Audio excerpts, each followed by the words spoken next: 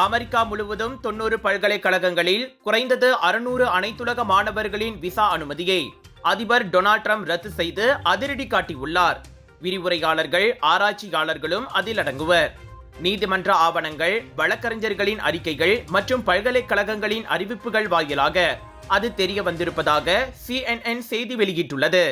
பாதிக்கப்பட்ட மாணவர்களுக்கு முதலில் தெரிவிக்காமல் மாணவர் பதிவு முறையில் அவர்களின் விவரங்கள் நீக்கப்பட்டுள்ளன. பெரும்பாலான சம்பவங்களில் பல்கலைக்கழக நிர்வாகங்களுக்கு கூட அவ்விஷயம் தெரிவிக்கப்படவில்லை என கூறப்படுகிறது. விசா ரத்தான மாணவர்களில் எவரும் குற்ற செயல்களில் சிக்கவில்லை.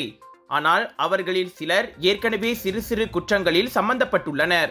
ஆனால் அவை சொந்த நாட்டுக்கே திருப்பி அனுப்பப்படும் அளவுக்கான குற்றங்கள் அல்ல என வழக்கறிஞர்கள் கூறுகின்றனர்.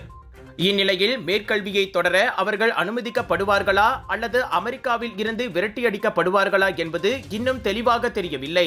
பயங்கரவாதத்தையும் ஹமாஸ் போன்ற அமைப்புகளையும் ஆதரிப்போர் அமெரிக்காவுக்கான விசா அனுமதியை பெற தகுதியற்றவர்கள் என அந்நாட்டு குடிநுழைவு மற்றும் குடியுரிமை சட்டம் வரையறுத்து உள்ளது குறிப்பிடத்தக்கது. உங்கள் சிறந்த ஆரோக்கியத்திற்கு அளவான எண்ணெயுடன் சிறந்த முறையில் தயாரிக்கப்பட்ட சைவம் அசைவத்திற்கும் பொருந்தும் சூப்பர் ஊறுகாய், பச்சை கொடி சிவப்பு மீன் சின்னம் கொண்ட ஸ்ரீ மீனாட்சி ஊறுகாய்.